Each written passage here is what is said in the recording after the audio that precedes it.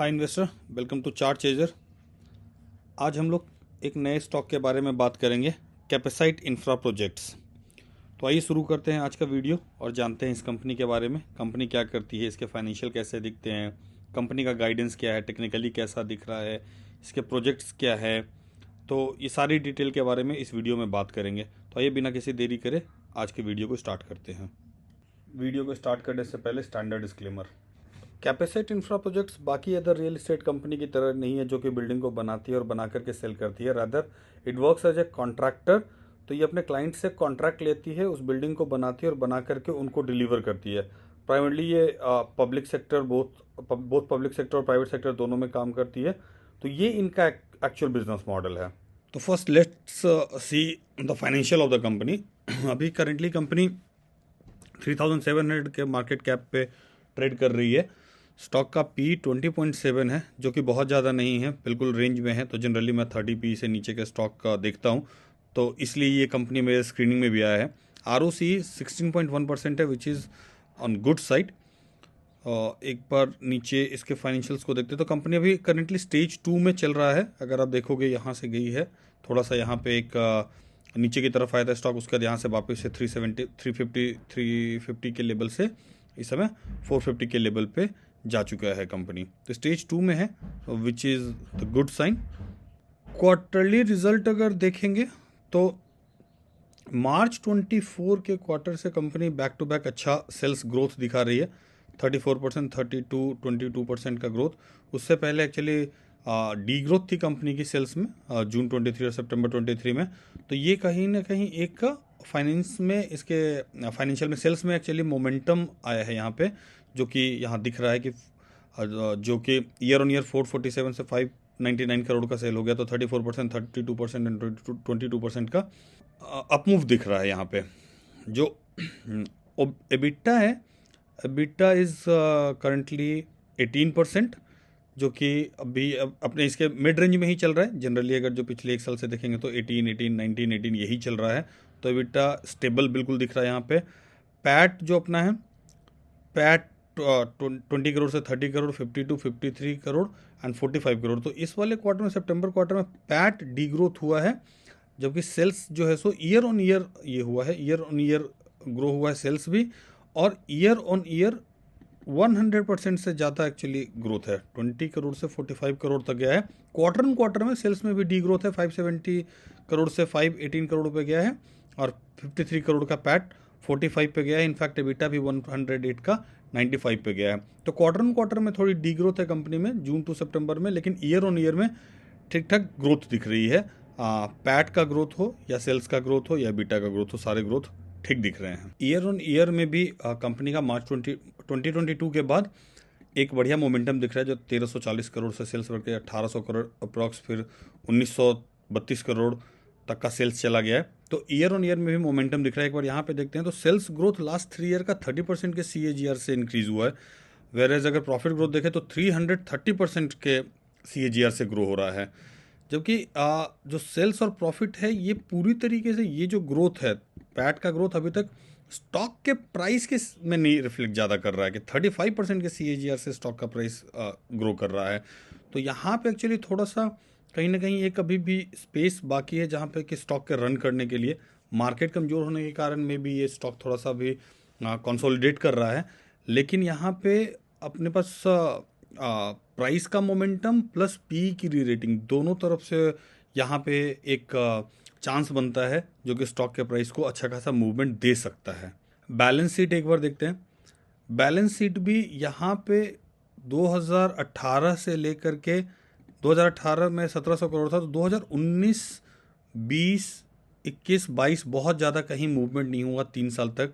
2000 करोड़ से 2300 करोड़ से 2200 करोड़ गया, देन 2300 करोड़ वहीं कहीं मूव रहा था। लेकिन अगेन मार्च 2022 से, जहाँ से कि सेल्स का मोमेंटम आया था, वहाँ से अगर देखा जाए तो बैलेंस शीट भी स्ट्रांग होता गया। 2380 करोड़ का 2600 करोड़ हो गया, 3100 करोड़ मूव हो गया, सितंबर में ये 3200 करोड़ तक आ चुका है, राइट। तो रिजर्व्स इसके इंक्रीज हुए जा रहे हैं। रिजर्व्स इंक्रीज हो रहे हैं मतलब कि जो प्रॉफिट है, वो प्रॉफिट कहीं ना कहीं यहाँ पे रिफ्लेक्ट कर रहा है इसका। तो बैलेंस शीट भी स्ट्रांग दिख रहा है, थोड़ी बोरोइंग जरूर कंपनी की बढ़ी है, 329 करोड़ से 346 करोड़ हो गया। इसके कारण आपको इंटरेस्ट दिख रहा होगा कहीं ना कहीं कि इंटरेस्ट जो है सो बिल्कुल इंटरेस्ट भी बढ़ता हुआ सा दिख रहा है। 67 करोड़, 89 करोड़, 96 करोड़। तो कंपनीज के बारे में थोड़ी सी बात भी करिए वर्किंग कैपिटल के बारे में, अभी कौन कॉल हम लोग देखेंगे तो उसमें डिटेल में देख लेंगे इस चीज़ को। बट ओवरऑल बैलेंस शीट जो है सो स्ट्रांग होता जा रहा है। कैश फ्लो अगर देखेंगे तो cash flow operation continue company कुछ ना कुछ कैश जनरेट कर रही है। मार्च 2024 में एक नेगेटिव गया है यहाँ पे, तो कंपनी के पास कैश एक बार देखते हैं। कैश इक्विवेलेंट इस समय भी कंपनी के पास 153 करोड़ का कैश इस क्वार्टर में भी कंपनी के पास जो है सो रिजर्व पड़ा हुआ है। तो विच ऑल्सो इज गुड कि कंपनी के पास कैश है थोड़ा अपने वर्किंग को जो है सो करने के लिए। कंपनी ने जैन में एक QIP किया था 241 रुपये पे जनवरी 2024 में। कैश फ्लो के बाद एक बार ROC 16% का ROC इस समय कंपनी का है, राइट। शेयर होल्डिंग पैटर्न देख लेते हैं। तो शेयर होल्डिंग पैटर्न में प्रोमोटर का जरूर यहाँ पे देखेंगे तो यहाँ पे थोड़ा कम हुआ है, 38% से 31% हुआ है। लेकिन FII की होल्डिंग बढ़ी है, तो प्रोमोटर ऐसा नहीं है कि जो सो रिटेलर के पास शेयर गया, बल्कि FII ने बाय किया है। तो स्मार्ट मनी ही एंटर कर रहा है यहाँ पे 11%, 14%, 14.43%, अभी 14.29% की होल्डिंग FII की है। DII की होल्डिंग भी 5.5% से बढ़ के 7.82% तक गई, थोड़ी सी कम हुई लेकिन अभी भी स्टिल 7.24% की होल्डिंग DII की भी है। तो होल्डिंग पैटर्न, तो स्मार्ट मनी यहाँ भी कहीं ना कहीं मूव कर रहा है, पैसे अपने लगा रहे हैं पिछले कुछ क्वार्टर से। अब देख लेते हैं कि कंपनी ने इस पर अपने कॉल में क्या बोला है, किस तरीके का गाइडेंस दे रहे हैं। तो कंपनी का ऑर्डर बुक इस समय अप्रॉक्सीमेटली 10,000 करोड़ पे स्टैंड करता है, with 73% from the public sector and 27% from private sector. तो कंपनी थोड़ा इसको बैलेंस भी करना चाहती है पब्लिक और प्राइवेट सेक्टर को, क्योंकि पब्लिक सेक्टर की तरफ थोड़ा ज़्यादा ही कंपनी का ऑर्डर बुक ज़्यादा झुका हुआ है। एक 1,500 करोड़ का 1,500 करोड़ का नया प्रोजेक्ट कंपनी को सिग्नेचर ग्लोबल और सिडको से मिला है। एक ये बड़ा अपने कंपनी ने अपने कॉल में बार बार रिपीट किया है कि नेट वर्किंग कैपिटल डेज को 100 डेज पे लाना चाहती है कंपनी बाय ईयर एंड तक, जो कि अभी शायद 180 या 185 डेज पे है, सो दैट कि कंपनी का वर्किंग कैपिटल थोड़ा इम्प्रूव हो सके। ये एक इंटरेस्टिंग पॉइंट है इस कॉल में कंपनी ने हाईलाइट किया है। डेटा सेंटर में बहुत सारी जो कंस्ट्रक्शन कंपनीज हैं वो जा रही हैं EPC के प्ले में, तो ये भी न्यू ज्योग्राफी और segment like data centres and factories explore कर रही है टू डाइवर्सिफाई देयर पोर्टफोलियो। तो लेट्स सी कि डेटा सेंटर किस तरीके से इनके लिए प्ले करता है। जैसे अनंतराज के लिए तो काफ़ी अच्छा एक्चुअली डेटा सेंटर ने प्ले किया है, तो it will be interesting to see how data centre play for capacity infra projects. Currently company का order book to be exact 9,203 crore से एज ऑन 30 सितंबर 2024। ये कंपनी के इन्वेस्टर प्रेजेंटेशन से लिया हुआ स्क्रीनशॉट है। तो ऑर्डर बैकलॉग इस तरीके से कंपनी का रहा है FY22 से FY24 तक। अभी 9,011 करोड़ का बैकलॉग था, 2,000 करोड़ का नया ऑर्डर इनफ्लो है FY24 में। Order book to sales ratio 4.7 है। तो order book to sales ratio होगा कि जितना इनका ऑर्डर का बैकलॉग है उसको आप डिवाइड करते हो कि आप कितना इनका एनुअल रेवेन्यू उससे निकलता है। इसका एक सिग्निफिकेंस ये होता है कि इट मीन्स कि मोरलेस 4.5 ईयर्स का इनके पास इस समय ऑर्डर का बैकलॉग पड़ा हुआ है। तो 4.5 ईयर्स के लिए इनके पास बिजनेस पड़ा हुआ है, इसको इस तरीके से देख सकते हैं। हाउएवर ये पूरा डिपेंड उस पर करता है कि ये एग्जीक्यूट किस तरीके से करते हैं, उसके ऊपर डिपेंड करता है कि ये मतलब वो रेवेन्यू में कितना कन्वर्ट हो पाता है। बट अगर रेशियो से देखें तो order book to sales ratio looks good 4.7 पे। इनके कुछ क्लाइंट देख लेते हैं। तो पब्लिक सेक्टर में महाडा, तो महाराष्ट्र में इनके जो है सो अच्छा खासा बेस है। महाराष्ट्र में इनका बेस बढ़िया है, वहाँ से इनको सबसे ज़्यादा ऑर्डर मिलता है। तो महाडा हो गया, महाराष्ट्र PWD है, Brihan Mumbai municipal corporation, CIDCO, BSNL, Gujarat international, Indian oil, these are few public sector company, public sector. And private sector में Oberoi, GIC, Raymond realty, Piramal, Brookfield, Lodha, ये सारे सिग्नेचर ग्लोबल का भी अभी ऑर्डर भी आया है इनके पास। तो ये इनके कुछ मार्क्यू क्लाइंट्स हैं। तो client base also looks good.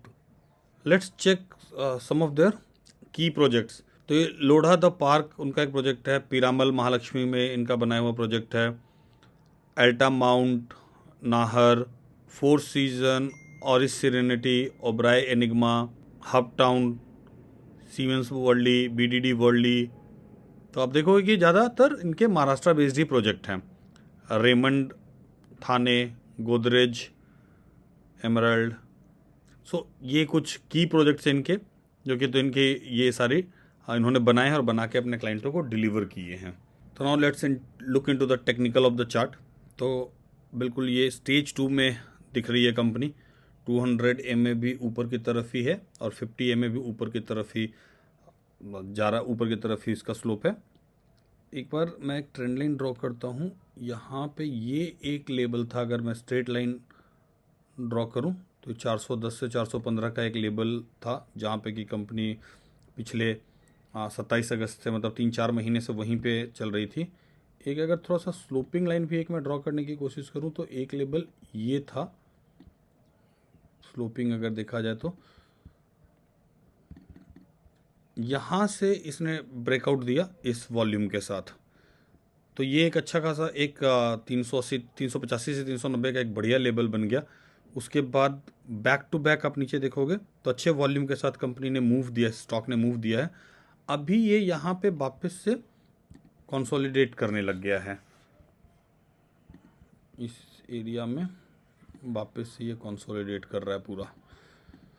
तो क्योंकि मार्केट का इस समय मार्केट भी बहुत स्ट्रांग नहीं है, मार्केट भी वीक दिख रहा है, लास्ट वीक निफ्टी बहुत ज़्यादा फॉल हुआ है, तो कहीं ना कहीं उसका इम्पैक्ट ये देखने को मिल रहा है। लेकिन अगर रिलेटिवली देखा जाएगा तो ये स्टॉक ज़्यादा फॉल नहीं हुआ है अपने हाई से, तो ये वहाँ पे अपने आप को होल्ड कर रहा है, which is a good sign for the company. तो एक ये लेवल 450 से 460 का लेवल देखना एक बड़ा इंटरेस्टिंग होगा। अगर इसको ये ब्रेक करता है तो एक बढ़िया अपमूव देखने को मिल सकता है इस स्टॉक में। तो आप अपने तरफ से इस पूरे स्टॉक को आप स्टडी कर सकते हैं। ये मेरी एनालिसिस थी, मैं इसको देख रहा हूँ, मैं इसको स्टडी कर रहा हूँ, तो उसमें से मैंने सोचा कुछ आपके साथ शेयर किया जाए, तो ये मैंने आपके साथ शेयर किया है। It's not again buy sell recommendation, आपको बस एक आइडिया मैंने दिया है, आप उसको देखें, पढ़ें। अगर आपको लगता है आपको कंपनी समझ में आती है, आपको कंपनी का बिजनेस समझ में आता है, वैल्यूएशन समझ में आता है, तो आप बिल्कुल अपना डिसीजन ले सकते हैं, आपको बाय करना है नहीं करना है, it's completely up to you. तो that's it for the day. मिलते हैं फिर से अगले वीडियो में। अगर आपको वीडियो अच्छा लगा हो, अगर आपको लगा हो कुछ अच्छा इन्फॉर्मेशन मिला है, तो वीडियो को लाइक कीजिएगा, चैनल को सब्सक्राइब कीजिएगा। तब तक के लिए bye bye, take care, happy investing.